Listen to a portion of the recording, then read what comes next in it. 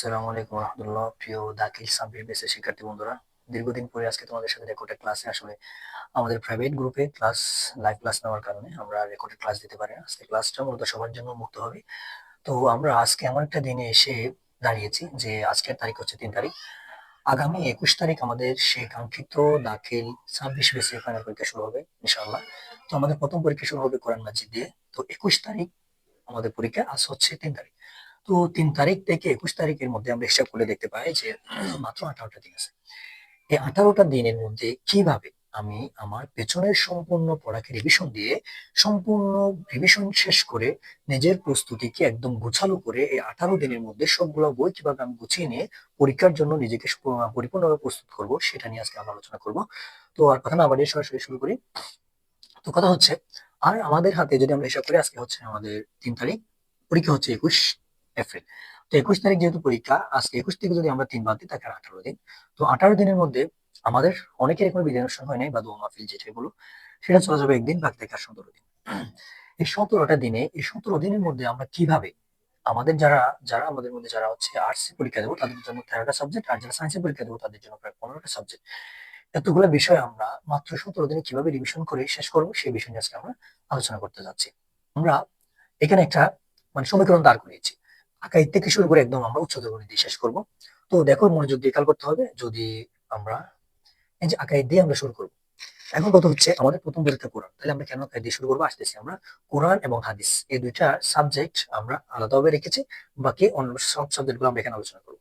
তো আমরা যদি লক্ষ্য করে দেখি যে এখানে আকাইদ আমরা লিখেছি, এরপর আরবি প্রথম সিরিয়ালে এগুলো লিখেছি। তো এখন কথা হচ্ছে এটা আমরা কিভাবে মেনটেন করবো। দেখো, সর্বপ্রথম আমি লিখেছি হচ্ছে এখানে আকাইদ। এখন কথা হচ্ছে আজকে আমাদের 3 তারিখ, তাহলে আজকে 3 তারিখে আমি এমন পরিকল্পনা নেব যে আমি 3 তারিখের মধ্যে আজকে কি করবো, এই আকাইদ বইটা পড়ে কি করবো, শেষ করবো। এখন কিভাবে পড়বো সেটা, তোমরা যারা আমাদের সাথে যুক্ত আছো তোমরা অবশ্যই পড়েছো যে আমরা যতটুকু পড়িয়েছি, এর আগে আমরা টেস্ট পরীক্ষার আগে পড়িয়েছি, টেস্ট পরীক্ষার পরে পড়িয়েছি, আবার আমরা একটা মডেল টেস্ট নিয়েছি। এই যে আমরা আজকে মাত্র রেজাল্ট প্রকাশিত হলো, যে এই পরীক্ষার আগেও তোমরা সম্পূর্ণ বই একবার শেষ করেছো। তো এখন আমরা কি করবো, জাস্ট যে প্রশ্ন আকাইতে আমরা জানি যে 6টা প্রশ্ন লিখতে হয় আর 40টা এমসিকিউ, এই শুধু আমরা এই আজকে 3 তারিখের মধ্যে শুধুমাত্র প্রশ্নগুলা, কি প্রশ্ন, যে রচনামূলক প্রশ্নগুলো আসবে, প্রত্যেকটা কমন কমন প্রশ্ন যেগুলো আমরা দাগিয়ে দিয়েছি পড়িয়েছি, সেই প্রশ্নগুলো শুধু কি করবা, রিভিশন দিবা। কিরকম, শুধু দেখে যাবো। আকাইদ প্রশ্ন এখানে মুখস্থ করার কিছু নেই। স্বাভাবিক কথা হচ্ছে তুমি কি করবা, এখানে শুধু প্রশ্নের আলোকে উত্তরগুলো একবার বুঝে বুঝে পড়তে হবে। মুখস্থ করা আসলে এতগুলো মুখস্থ রাখা সম্ভব না। এই জন্য জাস্ট প্রশ্নগুলো যুক্তি দলিল সহকারে যদি কোরআন হাদিসে দিতে হয়, এই জন্য এগুলো রেফারেন্স সহ তুমি কি করবে, একবার রিভিশন দিয়ে ফেলবে গেলো। এরপর যাদের এমসিকিউ সমস্যা আছে তারা এমসিকিউ পড়তে পারো, তাহলে এমসিকিউ না পড়লেও চলে, যেহেতু তুমি অনেক এমসিকিউ পড়েছো। সামনে পরীক্ষার আগে, যে পরীক্ষার আগের দিন আমরা কমন কমন এমসিকিউ সিট দেবো, শুধু ওইগুলাই আগের তো পড়া আছে, এগুলোর সাথে এগুলো পড়লে হয়ে যাবে। এখন কথা হচ্ছে তোমার প্রশ্ন, স্যার আমি তো আহ, একদিনে সম্পূর্ণ বই রিভিশন দিতে পারিনি, এখন তুমি কি করবা। এখন তুমি ধরো প্রশ্ন তোমার শিখতে হচ্ছে ধরো 20টা, এখন তোমাকে টাইম দিলাম আমি একদিন 3 দিন, এই 3 তারিখ, এই 3 তারিখের মধ্যে তুমি 20টা প্রশ্ন, অথবা তোমার জন্য 10টা প্রশ্ন দিলাম, 10টা প্রশ্ন তুমি শেষ করতে পারো না, তুমি শেষ করতে পারছো 6টা। এখন তোমার আর 4টা বাকি। এখন তোমার প্রশ্ন, স্যার আমি কি 4 তারিখে এসে যাবি প্রথম দিচ্ছেন, এখানে কি আমি আবার কি বলবো, এই যে আমার এই বাকি 4টা প্রশ্ন করবো কেন, এই 4টা প্রশ্ন আমি রেখে দেবো। যে 6টা পড়েছি এগুলাই এনাফ, আমি যে দিনের তারিখে যেটা দিচ্ছি সেই দিন আমি সেটাই শেষ করবো। তাহলে এখন তোমার কাজ কি, এই যে আমি আর আকাইদের 10টা থেকে 6টা পড়েছি, বাকি 4টা আমি রেখে দেবো। সেই 4টা প্রশ্ন আমি ওই যে আকাইদ পরীক্ষা যে তারিখে হবে সেই তারিখে, তো আগে তো আমি পরীক্ষা পড়া শুরু করবো। টেবিলে পড়তে বসে পরীক্ষার আগের দিন আগে বাকি 4টা রিভিশন দিয়ে শেষ করে, এরপরে যে 6টা আমি পড়েছিলাম সেই 6টাও দেখে সম্পূর্ণগুলা, সবগুলা দেখে, এরপর আমি এমসিকিউ দেখে তারপর আমি পরীক্ষা দিতে যাব। তাহলে এই হচ্ছে আকাইদের কথা গেল। এখন আসি আমরা 3 তারিখে আকাইদ শেষ করে ফেললাম আজকের দিনে, এরপর আমরা 4 তারিখে কি বলবো। তাহলে এখন আসো, এখন হচ্ছে আরবি প্রথম। এখন আরবি প্রথম আমরা কি করব, এখন আরবি প্রথমের ক্ষেত্রে আপডেট হচ্ছে আমাদের এখানে নতুন করে আনসিনকে বাদ দেওয়া হয়েছে এবং সেখানে অনুবাদ যুক্ত করা হয়েছে। এখন আরবি প্রথম হচ্ছে আমি 4 তারিখে শেষ করবো। এখন স্যার, এখন তোমার প্রশ্ন, স্যার 4 তারিখে একদিনে কি আরবি প্রথম এত বড় সিলেবাস শেষ করা সম্ভব? আসলেই সম্ভব। যেহেতু তুমি সারা বছর পড়ে এসেছো, আমাদের সাথে যারা ছিল তাদেরকে রিসেন্টলি পরীক্ষার আগে আমরা সম্পূর্ণ সিলেবাস কি করেছি, পড়িয়ে দিয়েছি, শর্টকাট করে দিয়েছি এবং সেটা শেষ করে দিয়েছি। এখন তোমার 4 তারিখের কাজ হচ্ছে যে এর পরেও তোমার যে সমস্যাগুলো ছিল, যে কয়টা টপিক তোমার পড়ার মধ্যে সমস্যা ছিল বা তুমি শেষ করতে পারো নাই, এই 4 তারিখে তুমি সারাদিন চেষ্টা করবে যে কি এই 4 তারিখের মধ্যে এই সমস্যাগুলো সমাধান করার জন্য তুমি সিনগুলো দেখে রাখতে পারো। এরপর কবিতার প্রশ্ন, ছোট প্রশ্ন, বড় প্রশ্ন, অনুচ্ছেদ, এগুলো হচ্ছে তোমার ডায়লগ, কথোপকথন, যেগুলো আছে হেওয়ার, এগুলো তুমি দেখে রাখবা। ঠিক আছে, এইভাবে তুমি 4 তারিখে যতটুকু পারো, 100% মধ্যে তুমি যতটুকু পারো, 60%, 40% যাই পারো তুমি শেষ করে গুছিয়ে রাখবা। এরপর যেটা বাকি থাকে সেটা পরীক্ষার আগের দিন শেষ করে, এটা সহ সবগুলো শেষ করে তুমি পরীক্ষা দিতে যাবা। এরপর আসো, আসি এরপর হচ্ছে 5 তারিখ। 5 তারিখে কি পড়বো আমরা? আরবি দ্বিতীয়। এখন কথা হচ্ছে আরবি দ্বিতীয়তে আমি কি পড়বো? একদিনে কি আরবি দ্বিতীয় পড়া সম্ভব? হ্যাঁ সম্ভব। কিভাবে? আরবি দ্বিতীয় মধ্যে মেন হচ্ছে প্রশ্নগুলো। আর খাওয়াইতে অংশ আমাদের সাথে যারা ছিল তাদেরকে আমরা ধরো 25 মার্ক পাই। এখানে তুমি 25 মার্ক পাবাই। যেগুলো দিয়েছি এবং যেগুলো পড়িয়েছি আর যেগুলো পড়াবো সামনের দিনে। এইগুলো মেনটেন করলে 25 ও 25 গণিতের মতো নাম্বার এখানে তুমি পেয়ে যাবে। আর বাকি থাকে কি? বিশেষ করে প্রশ্ন। এই প্রশ্ন নাহর অংশ এবং সড়কের অংশের প্রশ্নগুলো যে কয়টা দিয়েছি 4টা এবং 7টা করে। এইগুলো যদি তুমি পড়ো ইনশাল্লাহ এর বাইরে একটাও আসবে না। যেগুলো নোট আকারে আমরা করে দিয়েছি জাস্ট তুমি একবার এই শুধু সর্বপ্রথম 5 তারিখে এই প্রশ্নগুলো তুমি কি করো? রিভিশন দিয়ে রাখবা। এরপর আসে রচনা। রচনা দিয়েছি আমরা 3টা। এই 3টা রচনা তুমি জাস্ট তোমার তো পড়া শেষ। তুমি যে লিখেছো পরীক্ষায় আলহামদুলিল্লাহ অনেক ভালো লিখেছো আমি দেখলাম। এখন তুমি কি করবে? এখানে রচনাগুলো আরেকবার রিভিশন দিয়ে রাখবে এতটুকুই। এরপরে ওর দরকার শুধু একটাই, ওই একটাই আসবে ইনশাল্লাহ। এরপরে তোমার আর কি থাকে? আরবি থেকে বাংলা, বাংলা থেকে আরবি, তোমার সমস্যা থাকলে ওগুলো একটু রিভিশন দিয়ে রাখবা। গেল। এরপর আসি 6 তারিখ। 6 তারিখ আমি কি বলবো? বাংলা প্রথম। এখন কথা হচ্ছে বাংলা প্রথম এত বড় সিলেবাস কেমনে পড়বো? এখন তোমার প্রশ্নের উত্তর হচ্ছে কি? এখন বাংলা প্রথমে তোমার কয়েকটা সাবজেক্ট আছে আমি বলি। বাংলা প্রথম, বাংলা দ্বিতীয়, এরপর হচ্ছে ইতিহাস, তত্ত্ব, কৃষি। এই ৩, ৪, ৫ এই ৫টা সাবজেক্টে এমসিকিউর জন্য খুবই ভয়ঙ্কর একটা অবস্থা হতে হবে। কেন? কারণ এমসিকিউ হলো কোনো গাইড কারো মানে কোনো সাথে সাথে কমন আসে না। খুবই কমে আসে, যদি আসে। কমে আসে তাহলে কি করা? কোথা থেকে আসে এই প্রশ্নগুলো? এই প্রশ্নগুলো মেইন বই থেকে হয়। এখন মেইন বই থেকে যেহেতু প্রশ্ন হয় এইজন্য তোমাকে এই ৫টা সাবজেক্টের জন্য মেইন বইয়ের প্রতি গুরুত্ব দিতে হবে। এবং আমরা মেইন বই লাইন টু লাইন ধরে ধরে দাগিয়ে দাগিয়ে পড়িয়েছি। এখন তোমার কি কাজ করতে হবে? এখন কথা হচ্ছে তোমার এই যে বাংলা প্রথম, বাংলা দ্বিতীয়, এই দুইটার ক্ষেত্রে বাংলা প্রথম হচ্ছে 6 তারিখ, বাংলা দ্বিতীয় 7 তারিখ। কিভাবে পড়বা? তোমার মেইন বই যাদের পড়া আছে তারা মেইন বইয়ের দাগানো লাইনগুলো একবার রিভিশন দিয়ে আসবা। এর পরবর্তীতে গিয়ে যে এগুলোর জন্য এমসিকিউর জন্য আমি কতগুলো সিট দেবো তোমাদেরকে গ্রুপে, এই সিট গুলো ভালো করে পড়ে ফেলবা। এখানে গুরুত্বপূর্ণ লাইনগুলো থেকে সিট তৈরি করা হয়েছে এবং সেই গুরুত্বপূর্ণ লাইনগুলো পড়লে তোমার জন্য এনাফ আলহামদুলিল্লাহ। ঠিক আছে? এতটুকুই তুমি এইভাবে 5 এবং 6 তারিখ যতটুকু পারো বাংলা প্রথম দ্বিতীয় রিভিশন করবে, গেলো বাংলা প্রথম দ্বিতীয়। এখন আমরা আসি আমরা হচ্ছে ইতিহাসে। ইতিহাস বলতে এখানে ইসলাম ইতিহাসকে বোঝানো হয়েছে। ইসলাম ইতিহাস তুমি কি পড়বা? সেম ক্যাটাগরি একইভাবে বাংলা প্রথম দ্বিতীয় মতো ইতিহাস, তত্ত্ব, এই দুইটাও একই রকম। কি পড়তে হবে? ইতিহাস যাদের মেইন বই পড়া আছে শুধু দাগানো লাইনগুলো বুঝে বুঝে পড়বা। এনাফ। এরপরে গিয়ে সিট দিলে সেই সিটের মধ্যে তোমরা এমসিকিউ থাকবে এগুলো পড়বা এবং সেখানে যে লাইনগুলো থাকবে সেই লাইনগুলো গুরুত্ব দিয়ে পড়তে হবে। ও আরেকটা কথা হচ্ছে বাংলা প্রথম দ্বিতীয়ের মধ্যে তোমরা পাঠ পরিচিতি, লেখক পরিচিতি ভালো করে পড়বা, রিভিশন দিতে হবে রিভিশনের সময়। এরপর আসি তথ্য যোগাযোগ। একটি কথা, তথ্য যোগাযোগের মধ্যে আসলে অনেকেই তথ্য যোগাযোগটা পড়া একটু কম। কেন? কারণ সেটা একটু ডিফিকাল্ট, কঠিন। এখন তুমি সেটার ক্ষেত্রে কি করবা? এই যে শীট গুলো আমি দেবো তথ্য যোগাযোগে সেগুলো পড়বা। যারা পারো মেইন বই যাদের পড়া আছে তারা রিল্যাক্সে মেইন বইটা একবার পড়ে আসবে, একদিন আসলে সম্ভব। এখানে তো কোনো প্রশ্ন নাই, প্রশ্ন ছিল এগুলো বাদ দিয়েছে। এখন শুধু এমসিকিউ 25টা। 25টা এমসিকিউ এর জন্য তোমার 4টা অধ্যায় আছে। এই অধ্যায়গুলো ভালো করে দেখে নিতে হবে আর কি। হ্যাঁ। এরপর আছে কৃষি শিক্ষা। কিভাবে? এটা হচ্ছে অপশনাল।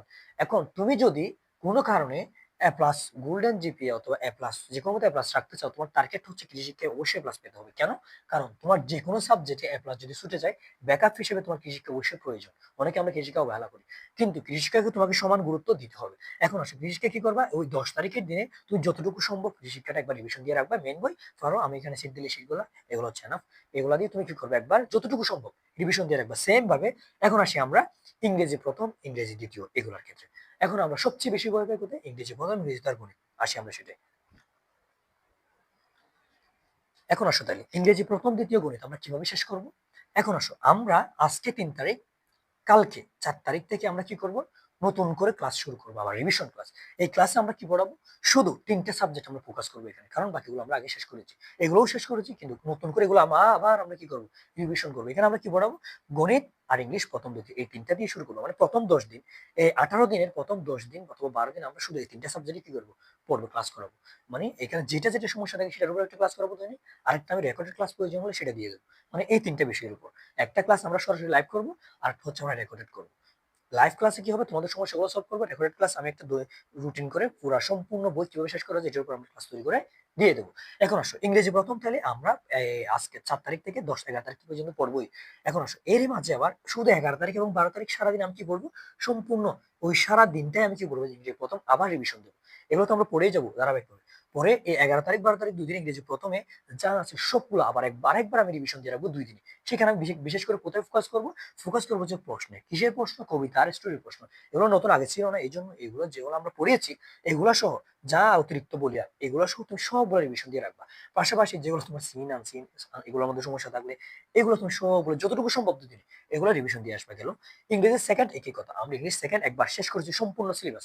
গ্রামার 60 মার্ক এবং রাইটিং পার্ট। এগুলো আবার আমরা রিভিশন করব, নতুন করে আবার শুরু করে 1 তারিখ থেকে 4 তারিখ থেকে আবার রিভিশন করব।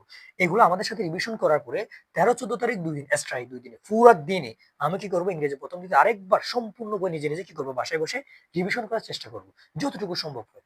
গেল এভাবে ইংরেজি দ্বিতীয় গেল। এখন আসি গণিতের মধ্যে। এখন স্যার 2 দিন গণিত, 15 এবং 16 তারিখ তুমি গণিত পড়বা। কথা হচ্ছে এই 2 দিনে কি গণিত শেষ করা সম্ভব? হ্যাঁ সম্ভব। কিভাবে? সেটা হচ্ছে আমরা একটানা এখন এই 12 তারিখ বা 14 তারিখ 15 তারিখ যতদিন লাগে, মানে এই রানিং এ বাকি টাইমে যতগুলো ক্লাস হবে, এই ক্লাসগুলো হবে মূলত গণিত আর ইংলিশে। বা এগুলো যেটা প্রয়োজন হয় মাঝে মধ্যে একটা যে ক্লাস হবে বাকিগুলো দেখাই দিয়ে দেবো। এখন আসো এই ইংলিশ গণিতের মধ্যে আমি কি করবো তাহলে, গণিত আমরা 1 থেকে 18 তারিখ পর্যন্ত প্রয়োজন পড়বো। মাঝখানে 2টা দিন, 15-16 দিন সম্পূর্ণ পুরা দিনটাই আমি কি করবো, গণিতের মধ্যে সময় দেবো। কেন? কারণ সবগুলো পড়া আমি একবার রিভিশন দিয়ে আসবো। যতগুলা দেই যেগুলো আছে সেগুলো সবকিছু এমসিকিউ সহ সবগুলো একবার রিভিশন দিয়ে রাখবো, যেন পরীক্ষার আগে আমি আরেকবার পড়লে হয়ে যায়। এখন আসো তাহলে আমি দিনের একটা অংশ মানে দৈনন্দিন পড়াও পড়বো, পাশাপাশি ইংলিশ গণিত এটাও একটা অংশ পড়ে নেবো। লাস্টে বলতেছি, বিস্তারিত বুঝাই দিচ্ছি। এরপর আসো তাহলে এখন আমার 16 তারিখ পর্যন্ত গেল। তাহলে এখন আমরা 17 তারিখে এখানে ক্রস দিয়ে রেখেছি। এটা কেন দিয়েছি? কারণ অনেকেরই বিদায় অনুষ্ঠান অথবা দোয়া মাহফিল যেটা বলি সেটা হচ্ছে 17 তারিখ, 16 তারিখ, 19 তারিখ এদিকে। মানে তোমার এই দিনের মধ্যে যে কোনো একটা দিন বিদায় অনুষ্ঠান বা দোয়া অনুষ্ঠান হবে। এই জন্য আমরা একটা দিন ক্রস দিয়েছি, ওই দিন তোমার পড়া হবে আমি জানি। কারণ অনুষ্ঠানের দিন কারণ সাধারণত পড়া কম হবে। ঠিক আছে, বিভিন্ন আনন্দ উৎফুল্ল এই যে সেই অনেকগুলো কাজ থাকে। এই জন্য 17 তারিখ একদিন বাদ দিলাম। সেটা যে তোমার 19 তারিখ বলে 19 তারিখ বাদ দিবা, তুমি 17 তারিখ পড়ে নেবে, কনভার্ট করে নেবে আর কি। হ্যাঁ, আর 18-19 দুদিন আমরা এখানে টাইম রেখেছি। এখন 18-19টা কি? এখন ধরো তুমি পড়াশোনা করছো 3 তারিখ থেকে, শেষ করেছো তুমি এখানে কয় তারিখ এসে, 16 তারিখ পর্যন্ত এসে তুমি মোটামুটি এগুলো পড়ছো আর কি। হ্যাঁ, সায়েন্স একটা পরে বলতেছে, হ্যাঁ সায়েন্স লাস্টে আসতেছে। এখন আসো তাইলে এই দিনগুলোতে তোমার অনেকগুলো পড়া গ্যাপ থেকে গেছে। ধরো তুমি 7টা প্রশ্ন শিখতে পারছিলে আঁকাইতে, এখন তোমার এই যে ধরো গণিতের মধ্যে একটা বাকি থেকে গেছে, যে গ্যাপ গুলো ছিল এখানে মূলত তুমি কি করবে, 18 গ্যাপ ফিল আপ, মানে তোমার যে গ্যাপ গুলো ছিল, গ্যাপ ফিল আপ, এই যে গ্যাপ যেগুলো ছিল এগুলো তুমি কি করবা, এগুলো তুমি ফিল আপ করবা। মানে তোমার এই যে পড়তে গিয়ে যেখানে গ্যাপ গিয়েছিল এগুলো যতটুকু সম্ভব 18-19 এগুলো এসে ফিল আপ করবা। এখন কি করবা তাহলে, এখন পরবর্তীতে 20 একদিন 21 তারিখ তোমার পরীক্ষা। এখন 20 তারিখ সকাল থেকে অথবা সম্ভব হলে 19 তারিখ রাত থেকে তুমি কি করবে, কোরআন পড়া শুরু করবে। কেন? কোরআনটা তুমি সারা বছরই পড়েছো এবং তোমার এর আগেও একবার নেক্সট পরীক্ষা কি করেছো, শেষ করে এসেছো। তাহলে 20 তারিখ সকাল থেকে তুমি শুরু করো, রাতের মধ্যে তোমার কোরআন বই শেষ হয়ে যাওয়ার কথা একবার রিভিশন দিয়ে। কারণ তোমার কোরআন বই আলহামদুলিল্লাহ মোটামুটি সবার দেখি যে মোটামুটি পড়া আছে। এই জন্য তোমার কোরআন অনুবাদ যেগুলো দিছি দাগাই দেবো, যেগুলো কমন দেবো সবগুলো তুমি কি করবা, সকাল থেকে শুরু করে রাতের মধ্যে কি করবে, শেষ করবে। আর যাদের মনে হয় যে তোমার আরো পড়া দরকার, তাহলে তুমি 19 তারিখ থেকে শুরু করো। এক্সট্রা এগুলো গ্যাপ ফিল আপ না করে, অথবা 18 তারিখ থেকে শুরু করো, তুমি কোরআন পড়ার সমস্যা নেই, নো প্রবলেম, তুমি নিজের মতো এগিয়ে যাও। ঠিক আছে, তুমি 19, আমার আমার পরিকল্পনা হচ্ছে আমি কি করবো, 20 তারিখ এবং 21 তারিখ সকাল পর্যন্ত পরীক্ষা দিতে যাওয়ার আগ পর্যন্ত আমি কি করবো, কোরআন বইটা কি করবো, সুন্দর করে একবার রিভিশন দিয়ে যাবো। ঠিক আছে, তাহলে পরীক্ষার আগে আমরা রিল্যাক্সে প্রথমে কি করবো, অনুবাদগুলো পড়ে বলবো, তারপর প্রশ্ন, তারপর তাহকিক, এরপর লাস্টে গিয়ে এমসিকিউ আমরা শিট দেবো। এমসিকিউ পড়ে সুন্দর করে তুমি পরীক্ষা দিতে চলে যাবে সকাল সকাল। এখন ধরো তুমি পরীক্ষা দিয়ে যাচ্ছ, এরপর আসো হাদিসের কথা। হাদিস পরীক্ষার আগে তোমার 10 তারিখ হচ্ছে হাদিস পরীক্ষা সকালে। এখন এর আগে তোমার বন্ধ আছে প্রায় মাঝখানে 2 দিন। 7 তারিখে পরীক্ষা আছে তোমার, 7 তারিখের রাতেও একটা পাচ্ছ, 8, 9, 2 দিন মাঝখানে টাইম, এরপর 10 তারিখ সকালেও টাইম। এই জন্য আমরা হাদিসের জন্য এখানে টাইম দিয়ে নেই, এই জন্য ডাইরেক্ট আমরা পরীক্ষার আগে পড়বো, কারণ এগুলো তোমার আগে থেকে পড়ো।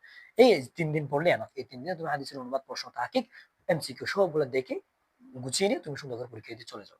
এখন আসি বিজ্ঞানীদের কথা। এখন আমরা সায়েন্সের কথা বলি। এখন সায়েন্সের ক্ষেত্রে পদার্থবিজ্ঞান। পদার্থবিজ্ঞানের জন্য আমরা 2 দিন টাইম দিয়েছি, 9 এবং 10। আসো এই 9, 10 এখানে আমাদের কি ছিল, 9 ছিল আমাদের তত্ত্ব জগতে, যেটা সায়েন্সের পরীক্ষা নাই। আর 10 ছিল হচ্ছে কৃষিকে, এটাও সায়েন্সের নাই। এই জন্য 9, 10 তারিখে যারা আর্টসে তারা পড়বে হচ্ছে তত্ত্ব এবং কৃষি, আর সায়েন্সে যারা তোমরা পড়বে হচ্ছে কি পদার্থবিজ্ঞান। এখন পদার্থবিজ্ঞানে কি পড়বা, যে মেইন বইয়ে যেভাবে আমি লাইন টু লাইন ধরে পড়িয়েছি এগুলো তুমি একবার কি করবে, সুন্দর করে রিভিশন দিবে। মানে কারণ লাইন থেকে এমসিকিউ হবে এই জন্য। আর সৃজনশীলের জন্য আমরা টেস্ট পেপার কি করবো, যে টেস্ট পেপার তোমরা নিয়েছো সেটা কি করবো, সলভ করবে, যেগুলো আমরা দেখাই দেবো আর কি। হ্যাঁ, তাহলে গেল, এটা হচ্ছে পদার্থবিজ্ঞানের কথা। এখন আসলে জীববিজ্ঞান। জীববিজ্ঞান তোমরা বলে যে স্যার জীববিজ্ঞান তো সবগুলো মুখস্থ করতে হয়, এই সেই অনেক কাহিনী। এই জন্য আমরা জীববিজ্ঞানে 8 তারিখ, 18 তারিখ, 19 তারিখ, 20 তারিখ 4 দিন টাইম নিয়েছি। আগে তো তোমার পড়া আছে। এখন 8 তারিখে এখানে কি ছিল, 8 তারিখে ছিল হচ্ছে এখানে তোমার ইতিহাস, যেখানে ইতিহাস তোমাদের সায়েন্সে যাবে তাদের ইতিহাসটাই। এখন 8 তারিখে তুমি একবার জীববিজ্ঞান পড়ে রাখবে যতটুকু পারো, 20%, 15%, আর 22% যাই পারো। এরপর 18 তারিখ হিসাবে আবার কি করবো, জীববিজ্ঞান পড়বো। 19 তারিখে আবার জীববিজ্ঞান, 20 তারিখে আবার জীববিজ্ঞান সকাল আমার পরীক্ষা। ঠিক আছে, এই যে 3-4 দিন পড়লে তোমার এনাফ, আলহামদুলিল্লাহ মনে করি এনাফ। যেগুলো দেই, যেগুলো যেভাবে বলি সেগুলো সব পড়ে ফেলবা। এখন আসো, এখন এরপর আসি হচ্ছে আমরা রসায়ন। এখন তাহলে রসায়ন এখন কখন পড়বো, রসায়ন হচ্ছে 6-7 তারিখ। এখন 6-7 তারিখ আমাদের কি ছিল দেখবো তো, বাংলা প্রথম, বাংলা দ্বিতীয়। এখন আসো, তুমি যেহেতু বিজ্ঞানী মানুষ, তোমার ধরে নাও তোমার বাংলা এমনিই পারো তুমি, ঠিক আছে। এই বাংলা শুধু তুমি পরীক্ষার আগের দিন পড়বা। এখন বাংলা নিয়ে তোমরা সায়েন্স নিয়ে পড়ো, বাংলা নিয়ে মোটামুটি যা পড়ো সেটাই এনাফ। ঠিক আছে, এত গবেষণা করে আবার রিভিশন দেওয়ার প্রয়োজন নেই, যতটুকু পড়েছো এনাফ। পরীক্ষা দিয়েছো আলহামদুলিল্লাহ, ভালো করেছো। এখন কথা হচ্ছে তোমার ফাইনালের জন্য বাংলা পরীক্ষার আগের দিন পড়ে যাবে তোমরা সুন্দর করে যতটুকু সম্ভব, আশা করি তোমরা পারবা। এরপর তোমরা এই 6-7 তারিখে বাংলা না পড়ে তোমরা কি করবা, আর্টসেররা বাংলা পড়বে, আর এই তোমরা কি করবা, রসায়ন পড়বে। 6-7 তারিখে যতটুকু সম্ভব তুমি রসায়নটা পড়ে রাখবা। রসায়ন পরীক্ষার আগে 2 দিন বন্ধ, ওই 2 দিন আরো আবার 2 দিন পড়বা, তখন তুমি পরীক্ষা দিয়ে ফেলবা। পরীক্ষা দিয়ে তোমার ইনশাল্লাহ ভালো হবে। ওকে, এখন আসো, এরপর আসে হচ্ছে উচ্চতর গণিত। উচ্চতর গণিত মোটামুটি তোমার জন্য অপশনাল, যারা অপশনাল আছে তাদের জন্য উচ্চতর গণিত হচ্ছে ওই যে কৃষি শিক্ষার মধ্যে ব্যাকআপ। তুমি এ প্লাস যদি বেড়ে যায়, তোমার জন্য অক্সিলারি বার হচ্ছে কি উচ্চতর গণিত, এই জন্য এটাকে তুমি ভালো করতে পারবে না। এখন উচ্চতর গণিত বিশাল একটা লম্বা বন্ধ আছে। এখন তুমি একটা ক্লাস কি করবে, দৈনিক তোমার এই যে 3 তারিখ থেকে যে সবাই শুরু করবে, সেখানে বিজ্ঞানীরা কি করবে, সায়েন্সে যারা, তোমরা এক একটা দিনে ধরো 1 ঘন্টা তুমি টাইম রাখবা, যেখানে তুমি শুধু সায়েন্সের গুলো পড়বে। ঠিক আছে, এরকম করে তোমাকে একদিন 1 ঘন্টা সায়েন্সের জন্য টাইম রাখতে হবে, 1 ঘন্টা বা 2 ঘন্টা অথবা 3 ঘন্টা। তুমি যদি এগুলো কম পড়ে লাগে, তাহলে তুমি 2 ঘন্টা 3 ঘন্টা রাখতে পারো। এগুলোর পাশাপাশি তুমি দৈনিক একটা সকাল টাইমে না বিকাল টাইমে একটা অংশ বলবে যে আমি এই টাইমে কি করে নেবো, সায়েন্সের পড়াগুলো একবার পড়ে নেবো। ঠিক আছে না, এগুলো তাহলে তোমার যেটা যেটা সমস্যা থাকে আর কি। তো সেম ভাবে তুমি উচ্চ মাধ্যমিক দিবে, প্রতিদিন 1 ঘন্টা করে আসো, তাহলে এখানে এসে 21, 22, 23, 24 তারিখ তোমার পরীক্ষা, আমরা এই দিনগুলো কি পাচ্ছি, টাইম পাচ্ছ চূড়ান্ত করার জন্য। এই টাইমে আমরা সুন্দর করে উচ্চ গণিতগুলা করে ফেলবো। তাহলে গেল আমাদের কথা। এখন আমরা এইভাবে যদি 3 তারিখ থেকে শুরু করে আমার এই যে 21, 20 তারিখ সকাল পর্যন্ত এভাবে যদি পড়ে নিতে পারি, তাহলে ইনশাল্লাহ তোমার পরীক্ষার মাঝখানেও এবং পরীক্ষার আগে একবার তোমার রিভিশন হয়ে যাবে সবগুলো। আর পরীক্ষার আগে তুমি সুন্দর করে পরীক্ষাগুলো গুছিয়ে পড়াগুলো গুছিয়ে নিয়ে ইনশাল্লাহ তুমি পরীক্ষার হলে গিয়ে সবচেয়ে ভালো করে বেস্ট উপায়ে তুমি পরীক্ষা দিতে পারবা বলে আমি আশা রাখি ইনশাল্লাহ। এখন আসো তাইলে, এখন আমরা একটা সমীকরণ দেখি যে দিনে আমাদের 24 ঘন্টা টাইম থাকে, এই টাইমটা আমি কিভাবে ম্যানেজ করবো, 24 ঘন্টা টাইমটা আমি কিভাবে কেটে কেটে ইউজ করবো। এখন টাইমটা হচ্ছে কিরকম, আল্লামা সঈদ রহমতুল্লাহ আলাইহি বলেন যে আল ওয়াক্তু কাসাইফ, মানে টাইম ইজ কাটার, সময় হচ্ছে একটা কাটারের মতো, ছুরির মতো, ধারালো ছুরির মতো। আর টাইমকে যদি আমি কেটে কেটে ইউজ করতে না পারি, এই টাইম একদিন আমাকে কেটে দেবে। এই জন্য আমি 24 ঘন্টা কিভাবে মেনটেন করে এগুলো রুটিন মানবো সেটা এখন দেখবো। এখন আসলে 24 ঘন্টা আমাদের থাকে হচ্ছে, দিনে হচ্ছে 24 ঘন্টা, এখানে ভাই এখন আমার সর্বোচ্চ ঘুম হবে 6 ঘন্টা, একজন মানুষের দৈনিক 6 ঘন্টা ঘুমালে এনাফ। এখন ওই এনাফ টাইমটা আমরা কি করবো, ঘুমাবো। তাহলে আসো, আমি হচ্ছে কি করবো, 24 ঘন্টা কি করবো, ধরো আমি 24 ঘন্টার মধ্যে 6 ঘন্টা কি করলাম, ঘুমালাম। এখন তাহলে 6 ঘন্টা ঘুমানোর পরে এখন আমার বাকি থাকে আর মাত্র কয় ঘন্টা, 18 ঘন্টা। এই 18 ঘন্টার মধ্যে 3 ঘন্টা আমরা বিয়ে করবো কোথায়, আমার নামাজ আছে, খাওয়া আছে, গোসল আছে, এগুলোর মধ্যে আমরা 3 ঘন্টা কভার করবো। ঠিক আছে, এরপর আসি 3 ঘন্টার পরে আসি আমরা হচ্ছে আর থাকে আর 15 ঘন্টা।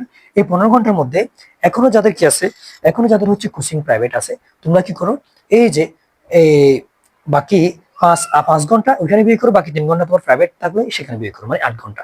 মোট এখানে 8 ঘন্টা তুমি দৈনিক প্রাইভেট কোচিং যাই বলো, তোমার এখন যেগুলো চলে সেগুলো তুমি বিয়ে করো, সমস্যা নেই। তবে এখন তোমার জন্য পরামর্শ হচ্ছে পরীক্ষার আগ মুহূর্তে আসলে সব প্রাইভেট কোচিং বাদ দেওয়াই বলো, যেহেতু তুমি সারা বছর পড়ে এসেছো। এখনো যদি তুমি প্রাইভেট কোচিং নিয়ে পড়ে থাকো, তাহলে তুমি পড়াগুলো আসলে গুছাবা কখন। এই জন্য পড়া গুছিয়ে নেওয়ার জন্য সবচেয়ে বেটার ওয়ে হচ্ছে তুমি এগুলো বন্ধ করে দাও, সর্বোচ্চ একটা কোচিং অথবা একটা প্রাইভেট পড়ো, যেখানে তুমি পড়াগুলো তোমাকে দূরে দূরে সুন্দর করে গুছিয়ে দেবে এরকম। নাহলে এলোমেলো ভাবে এখন যদি পড়ালেখা করো, তুমি পড়া গুছাবা কখন, আর পরীক্ষা হলে যাই কি করবা তুমি। এই জন্য তোমার জন্য পরামর্শ হচ্ছে যত দ্রুত সম্ভব বা যত পারো তুমি কমায় আনা এগুলো। এখন তোমার পড়া রিভিশন দেওয়ার টাইম, নিজের মতো করে পড়ার টাইম। এই জন্য তুমি অন্তত সর্বোচ্চ 8 ঘন্টা বিয়ে করে এখানে, আর বাকি তাহলে 7 ঘন্টা হয়। এই 7 ঘন্টা তোমাকে দৈনিক পড়ার টেবিলে নিজেকে দিতে হবে। এখন এই 7 ঘন্টা আমি কি করবো, এই যে তোমাকে আমি দেখেছি 3 তারিখ থেকে একদিন একটা একটা বই পড়তে বলেছি, এই যে 7 ঘন্টাই ধরে তুমি এগুলো পড়বা। আর এখান থেকে যে তোমাদেরকে আমি প্রতিদিন গণিত, ইংলিশ এবং তোমার সায়েন্সের সাবজেক্ট পড়াবো, সেগুলো কি করবা, ওই যে প্রাইভেট 3 ঘন্টার মধ্যে ঢুকে নিতে হবে। ঠিক আছে, ওই 3 ঘন্টার মধ্যে ঢুকে নেবে, কিন্তু 7 ঘন্টা তোমাকে দৈনিক পরীক্ষার পড়া পড়তে হবে। এক একটা বই তোমাকে যেটা দিয়েছে দিনে যতটুকু সম্ভব ততটুকু তোমাকে শেষ করে আসতে হবে। এ হচ্ছে আমার অবস্থা। এ হচ্ছে সমীকরণ, দিনের টাইমটা আমি ইউজ করবো। আর আর হচ্ছে সাবজেক্ট গুলো এভাবে রুট ম্যাপ ভাবে আমরা এভাবে পড়বো। তাহলে আশা করা যায় ইনশাল্লাহ এই টাইমে, এই 18 দিনের টাইমে আমি সম্পূর্ণ প্রায় রিভিশন দিয়ে গুছিয়ে নিতে পারবো, এবং পরীক্ষার আগ মুহূর্তে রিভিশন দিয়ে দিয়ে সবচেয়ে ভালো বেটার ওয়ে আমি পরীক্ষা দিতে পারবো। এখন তোমাদের অনেকের, এখন আমাদের মধ্যে যারা পরীক্ষার্থী আছে তাদের অনেকের প্রশ্ন, এখন স্যার আমরা তো আগে কোনো পরীক্ষা দিই নাই, আমরা হচ্ছে এখন সর্বপ্রথম পরীক্ষা দিই। হ্যাঁ, এটার উত্তর হচ্ছে দেখো, তোমরা একমাত্র ব্যক্তি, তোমরা একমাত্র পরীক্ষার্থী 26 সালে, তোমরা আল্লাহর বান্দাবান্দিরা যারা হচ্ছে 26 সালে পরীক্ষা দিবে, তার আগে কোনো পরীক্ষা পাও নাই। এখন এই জন্য তোমার ফার্স্ট সুযোগ হচ্ছে কি, একমাত্র বোর্ড পরীক্ষা, যেটা দাখিল পরীক্ষা তুমি দিবা। এই জন্য তোমার একটু বইয়ের কাজ লাগবে, ওই যে আসবেই তোমার জন্য এটার এগেনস্ট একটা মোটিভেশন দরকার। এখন মোটিভেশনটা হচ্ছে কি, সেটা হচ্ছে আগুনের মতো। যতক্ষণ আমি টিচাররা বলো ততক্ষণ তোমার মন চাই যে সবকিছু করে ফেলবো, ফাটাই ফেলবো, কিন্তু বাসায় গিয়ে আবার নেবে যায়। এই জন্য সেলফ মোটিভেশন হচ্ছে সবচেয়ে গুরুত্বপূর্ণ, যে তোমার নিজ থেকে মোটিভেশনটা জাগ্রত হইতে হবে, তাইলে ওই আগুনটা আর কেউ নিভাইতে পারবে না। নিজের মধ্যে যখন জল উঠবে তুমি সারাক্ষণ পড়ালেখা নিয়ে তোমার ভালো কাজ নিয়ে তুমি ব্যস্ত থাকবে। এই জন্য ভাই দেখো, তুমি প্রথম পরীক্ষার্থী হিসেবে তোমার এই যেহেতু আগে বোর্ড পরীক্ষা হয় না, এই জন্য তোমার এখানে দুইটা কাজ। একটা হচ্ছে তোমাকে সবচেয়ে বেটার হতে চেষ্টা করে সবচেয়ে ভালো করে ইনশাআল্লাহ সবার মুখে হাসি ফোটাতে হবে, সবার আশা পূরণ করতে হবে এবং তোমাকে দেখাই দিতে হবে যে তুমি আসলে পারো। এরপরে হচ্ছে কি, দ্বিতীয় কাজ হচ্ছে তোমার ভয়টা কিভাবে কাটাবো। এখন আসো এই বইয়ের জন্য তোমাকে যদি আমি বলি যে দেখো, আমরা ইসলাম ইতিহাস পড়েছি সবাই। ইসলাম ইতিহাসে আমরা জানি যে ইসলাম প্রথম যুদ্ধ হচ্ছে বদর যুদ্ধ, যে যুদ্ধে 1000 সৈন্যের বিরুদ্ধে মাত্র 313 জন মুসলিমরা যুদ্ধ করে। তারা আসলে কিভাবে বিজয় অর্জন করে? তাদের ইমানি শক্তি এবং ইচ্ছা শক্তি ছিল প্রবল। তার চেয়ে করুন কাহিনী হচ্ছে, এখানে দুইজন ছিল ভালো ছোট্ট বালক, যে মুয়াজ এবং তার ভাই। তারা কি করেছিল? সবচেয়ে বড় কমান্ডার কাফের 100 জনের যে কমান্ডার ছিল আবু জেহেল, তাকে তারা হত্যা করে। কিভাবে? এখন অনেক লম্বা হিস্ট্রি তোমরা জানো যে তাদেরকে তারা অনেক কষ্ট করে, আসলে কাছে অনুমতি নেই তারা প্রথম টার্গেট ছিল আবু জেহেলকে হত্যা করে। এবং তারা সেখানে কি করে, এই যে তাদের এগেনস্টে গিয়ে তাদেরকে কি করে, ওই যে কাফের আবু জেহেলকে আক্রমণ করে। পরবর্তীতে এই দুইটা বালক তারা আবু জেহেলকে কতল করতে গিয়ে সক্ষম হয়, পরবর্তীতে যদিও তারা শহীদ হয়। কিন্তু তাদের লক্ষ্য ছিল একটা, ইচ্ছা শক্তি ছিল প্রবল। এই জন্য তারা সর্বোচ্চ সাহস দিয়ে চেষ্টা করেছে, যুদ্ধে অংশগ্রহণ করেছে এবং কাফেরকে হত্যা করেছে এবং বিজয় অর্জন করেছিল। আলহামদুলিল্লাহ, এই 313 জন ইসলামের প্রথম যুদ্ধে মুসলিমরা বিজয় হয়। কেন? তাদের দৃঢ় ইচ্ছা ছিল, মনোবল ছিল, তারা পারবে ইনশাআল্লাহ, আল্লাহ সাহায্য তাদের সাথে আছে। এখন আমরাও একজন মুসলিম, আমাদের সাথে আল্লাহ সাহায্য আছে। এবং আল্লাহ যদি ওই শিশুদেরকে ওইখানে ওই দৃঢ় মনোবলের কারণে, আল্লাহ মুসলমানদের এত দৃঢ় বিশ্বাসের কারণে আল্লাহ বিজয় দিতে পারে ইনশাআল্লাহ। তোমার কি এই যুদ্ধ, তুমি আল্লাহর বান্দাবান্দির যে একটা পরীক্ষা মাত্র, দাখিল পরীক্ষা। এখানে তো তোমার আশা এই যে কাফের বিরুদ্ধে যুদ্ধ করতে হচ্ছে না, তাহলে তোমার যুদ্ধ নয়, তুমি শুধু তোমার তরবারি হবে কলম, তোমার কাতা হবে কি যুদ্ধক্ষেত্র। এই যুদ্ধক্ষেত্রের মধ্যে তোমাকে জয় হইতে হবে। আমি তোমাকে এই যে তোমাকে যুদ্ধক্ষেত্রে গিয়ে বদরের প্রান্তে যেতে বলা হয় নাই, যে তুমি শুধু ওই যে 21 তারিখ থেকে তোমার পরীক্ষা চলাকালীন সময় থেকে শেষ পর্যন্ত তুমি কাতা কলমের যুদ্ধ করে ইনশাআল্লাহ বিজয় ছিনিয়ে আনবে এবং তোমার দ্বারা সম্ভব। এই দৃঢ় মনোবল যদি তুমি রাখতে পারো, তাহলে তোমার কিসের ভয়? ওই বালকদের কথা মনে করো, ওই যুবক সাহাবীদের, ওই তরুণ সাহাবীদের কথা মনে করেছো না, বদরের প্রান্তর বিজয় ছিনিয়ে আনে। তুমি কেন পারবা না ইনশাআল্লাহ? আমরা তো তাদেরই উত্তরসূরি, আমাদের মোটিভেশন, আমাদের প্রেরণা তো তারাই, যারা ইসলামের জন্য যুগে যুগে বিজয় ছিনিয়ে এনেছে। এখন আসো, অনেকের একটা প্রশ্ন থাকে, স্যার এখন আমার অনেক ক্লান্তি, আসলে আমার অনেক ঘুম আসে পরীক্ষার আগ মুহূর্তে ঘুমাচ্ছি অনেক, কোনোভাবে আমি ঘুম তাড়াতে পারতেছি না, কিভাবে কি করব জানি না, কি করব, এখন আমি অনেক ডিপ্রেশন। আসলে দেখো, তোমার জন্য মোটিভেশন, আসলে দেখো বললাম মোটিভেশনটা হচ্ছে নিজ থেকে আসতে হবে। এখন তুমি যদি বলো এখন আমার এখনো ঘুম আছে, তোমার দৈনিক একজন মানুষের ঘুম হচ্ছে 6 ঘন্টা, এখন তোমার যে তার চেয়ে ঘুম আসে ভাই, তোমার জন্য পরীক্ষা আসে না আসলে। এখন আর মাত্র 18 দিন, এই 18 দিনের মধ্যে তোমার সিরিয়াসনেস না আসে, তুমি যদি এখনো সিরিয়াস হইতে না পারতো, তুমি সিরিয়াসটা আসলে হবা কখন? আসলে তোমার সিরিয়াসনেসটা আসবে কখন, আমার প্রশ্ন। এখন তোমার যদি সিরিয়াসনেস না আসে, এখন তুমি একটা কথা চিন্তা করো, চোখ বন্ধ করে, যে তোমার লাইফ আর কখনো পরীক্ষা আসে নাই, এটাই তোমার ফার্স্ট চান্স। দ্বিতীয় কথা মাথায় আনো, যে তুমি যখন পরীক্ষা দিচ্ছ, তুমি যখন বসে ঘুমাচ্ছ, তুমি ওই টাইমে তুমি আগে একটা মাদ্রাসায় প্রতিযোগিতা করেছো, আর এখন তুমি সারা বাংলাদেশের প্রত্যেকটা স্টুডেন্টদের সাথে কি করো, পরীক্ষার্থীদের সাথে কি করবা, প্রতিযোগিতা করবা। যে টাইমে তুমি ঘুমাচ্ছ, ওই টাইমে তোমার এগেনস্টে আরেকজন তোমার প্রতিযোগী সে পড়ে নিচ্ছে। আরেকটা কথা মাথায় রাখো, যে তুমি যেই টাইমে ঘুমাচ্ছ ভাই, ওই টাইমে তোমার বাবা মা তোমার খরচ জোগাড় করার জন্য কত কষ্ট করতেছে বাবা, পায়ে মাথার ঘাম পায়ে ফেলতেছে। তুমি বাবা মায়ের হিস্ট্রি লক্ষ্য করে দেখবা, যে একদিনের কথা তুমি তাদের কথা চিন্তা করো, বিগত 10 বছর তোমাকে এই পর্যন্ত আনতে তারা কত কষ্ট করেছে। কেন? তারা নিঃস্বার্থভাবে করেছে এগুলো। তোমার রেজাল্টে বাবা মায়ের কোনো ফায়দা হবে না, তোমার রেজাল্ট নেই বাবা মার চাকরি হবে না ভাই। এখন তোমার রেজাল্ট নেই তোমাকেই বাঁচার জন্য, শুধু তুমি একটা সুন্দর লাইফ ফিল করার জন্য, তোমার লাইফটা সুন্দর করার জন্য বাবা মা এত পরিশ্রম করতেছে। এখন 10 বছর তোমার পিছনে বাবা মা সময় দিয়েছে, আর তুমি একটা বছর এই 18টা দিন টাইম দিয়ে ভালো করে পড়ে তুমি চাই বাবা মার, তুমি চাও না বাবা মার হাসি ফোটানোর জন্য।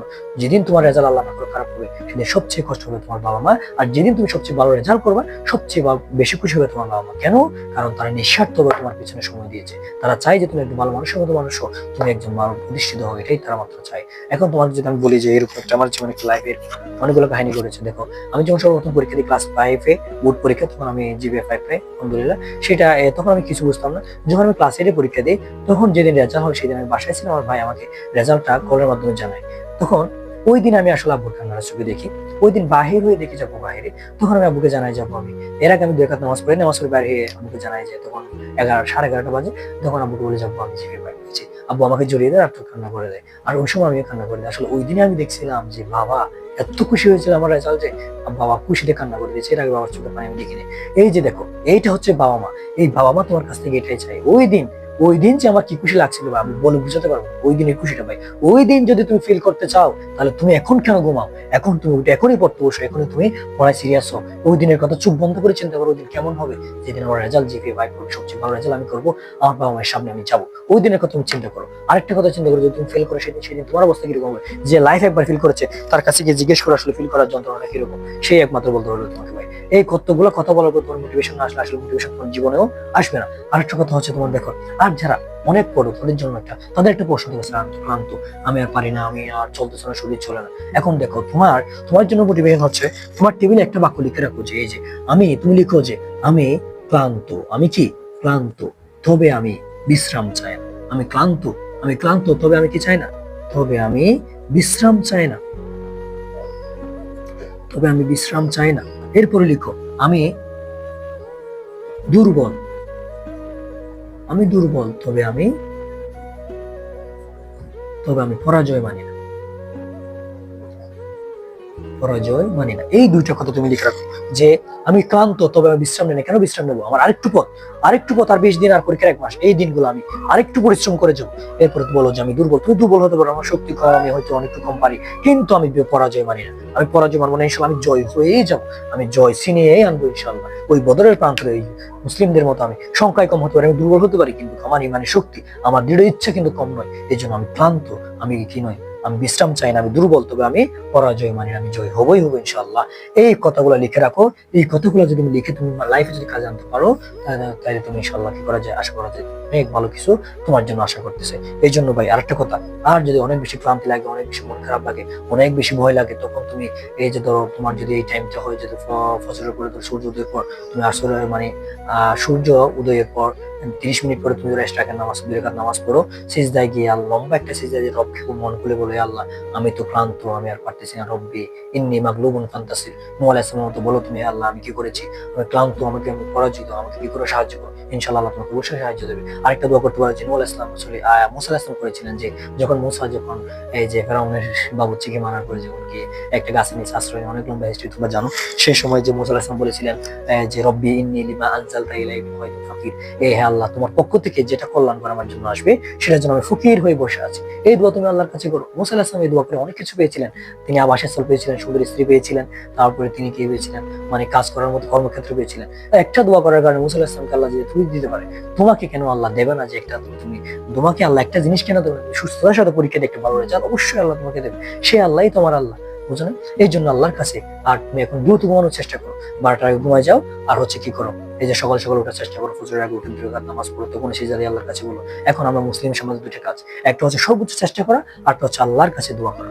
ফলাফলের জন্য আল্লাহর কাছে আমরা ছেড়ে দেবো, তাইলে ইনশাআল্লাহ আশা করা যায় আমার জন্য ভালো কিছু আসতেছে ইনশাআল্লাহ। তাহলে এই জন্য এভাবে আমরা গুছালো ভাবে আসলে যেটা পড়ি সেটা গুছানো ভাবে পড়তে হবে। এখন তুমি অন্ধকারে যে হাঁটার মতো করলা, সারাদিন পরিশ্রম করলা, পরিশ্রমের ওয়েটা তুমি জানো না, প্রপার ওয়েতে না করলে তুমি পরিশ্রম করতে পারো, এগুলো কাজে আসবে। এই জন্য যেভাবে করলে তুমি সামনে গুছালো ভাবে নিতে পারবে, এভাবে তুমি কি করো, নিজেকে গুছিয়ে নাও। কারণ এখন যদি গুছিয়ে নিতে না পারো, তাহলে তুমি সবচেয়ে খারাপ অবস্থা তোমার হবে পরীক্ষা হলে, ঠিক আছে? এই জন্য যাই পড়ো গুছানো ভাবে নাও, ইনশাল্লাহ আশা করা যায় যে তুমি ভালো কিছু করতে পারবে, আশা করা যায় ইনশাল্লাহ। যার যতটুকু পারো সর্বোচ্চটুকু দিয়ে চেষ্টা করো, চালিয়ে যাও, বাকিটা আল্লাহর হাতে ছেড়ে দাও, ইনশাল্লাহ বিজয় তোমারই হবে। সবার জন্য শুভকামনা, দোয়া, সবাই আমার জন্য দোয়া করবা, সবাই সবার জন্য দোয়া করবো আমরা। আর যে যতটুকু পারে, তাকে যতটুকু পারি, যাকে যতটুকু পারি ততটুকু সাহায্য করবো। একজন অন্যজনের পাশে থাকবে। ক্লান্তিকর কঠিন মুহূর্ত চলে, সবাই ডিপ্রেশন, আসলে ডিপ্রেশন আসলে বলছি এরকম, বেশি বেশি আল্লাহকে বলতে হবে, বেশি বেশি দোয়া করতে হবে, আর বেশি বেশি কি করতে হবে, দোয়া, বেশি বেশি নামাজ, আর বেশি বেশি হচ্ছে আল্লাহর কাছে চাইতে হবে। এই যে ডিপ্রেশন দূর করার মন্ত্র হচ্ছে এগুলো। আর আব্বু আম্মুকে বলে যাবো, মাথায় হাত বুলিয়ে দিয়ে আমাকে দোয়া করে দেন, এরকম আব্বু আম্মুকে বলো। তাহলে দেখা গেছে আব্বু আম্মু হচ্ছে মেইন শান্তির ট্যাবলেট, বুঝছো কিনা? এই যে অশান্তি লাগলে আল্লাহর কাছে বলতে হবে, দ্বিতীয় হচ্ছে বাবা মা। এখন আমার ফেসবুকে স্ট্যাটাস দেওয়ার কোনো দরকার নাই। এই যে দেখো একটা কথা বলি, সেটা হচ্ছে কি, এখনো আমাদের মাঝে অনেক আমার স্টুডেন্ট আসছে, রানিং স্টুডেন্ট, তারা পরীক্ষা দিচ্ছ, নাম বললাম না, হ্যাঁ, দেখি যে তোমরা আসলে এখনো পর্যন্ত ফেসবুক অনেক দিনে 2টা একটা করে পোস্ট করতেছো। আসলে দেখো এই মোবাইল ফোন আমার জন্য, আমি একটা গল্প শুনেছিলাম আর কি, হ্যাঁ, তো সেটা হচ্ছে কি, ওই যে বাদাম ধরার গল্প। যখন ধরা হয় তখন কি করা হয়, কাঁচার ভিতরে একটা বাদাম দেওয়া হয়। বানরের প্রিয় খাদ্য হচ্ছে বাদাম। তো কি করা হয়, এই কাঁচার মধ্যে ছোট ছোট ছিদ্র থাকে। এখন কাঁচার ভিতরে আছে বাদাম, আর বাহিরে আছে বানর।